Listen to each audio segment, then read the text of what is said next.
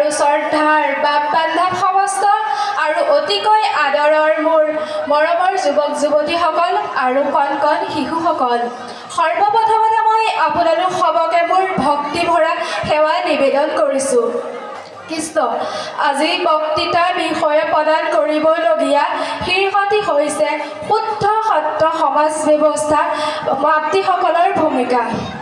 কৃষ্ণ, হে শ্ৰদ্ধাৰ ভকতবৃন্দসকল, শুদ্ধ সত্য সমাজৰ মাতৃৰ ভূমিকা বুলি ক'বলৈ গ'লে আমি প্ৰথমতেই ক'ব লাগিব ঘৰখনৰ কথা।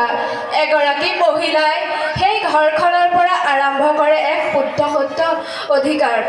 শুদ্ধ সত্য অধিকাৰ মূলতঃ জন্ম হয় গৃহ পৰিৱেশত, আৰু সেই গৃহ পৰিৱেশৰ প্ৰধান গৃহিণী শিল্পীয়ে হৈছে আই মাতৃ।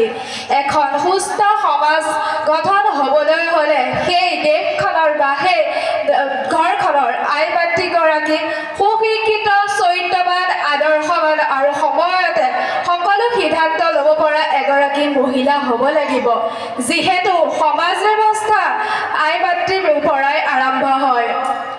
এগৰাকী আই মাতৃৰ দ্বাৰাই এখন সুন্দৰ ঘৰ পৰিচালনা হয়, আৰু সেই সুন্দৰ পৰিৱেশটো আই মাতৃয়ে গঢ়াই দিয়ে। তেওঁ শিশু সন্তানসকলক অতি আদৰেৰে তেওঁ জীৱনত বাট আগুৱাই যোৱাত সহায় কৰে। বৰ্তমান যুগটো হৈছে বিজ্ঞানৰ যুগ।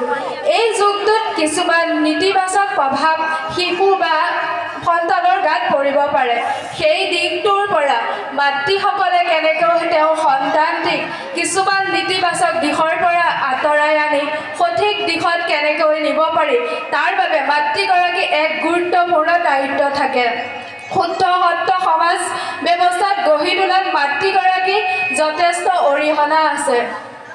এগৰাকী মাতৃয়ে তেওঁ সুন্দৰকৈ পৰিচয় কৰে, আৰু শিশুৰ প্ৰথম শিক্ষাৰ কঠীয়াতলীয়ে হৈছে ঘৰখন, আৰু সেই ঘৰখনৰ প্ৰধান শিক্ষয়িত্ৰীগৰাকীয়ে হৈছে আই মাতৃ।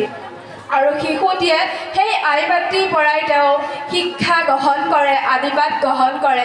ডাঙৰক কেনেকৈ সন্মান কৰিব লাগে, সৰুক কেনেকৈ মৰম কৰিব লাগে, দুখীয়া নিচলাক কেনেকৈ সহায় হাত আগবঢ়াব লাগে, সেইবোৰ শিকাই বুজাই তেওঁ সুন্দৰকৈ জীৱনত আগুৱাই যোৱাৰ পথ দেখুৱাই দিয়ে।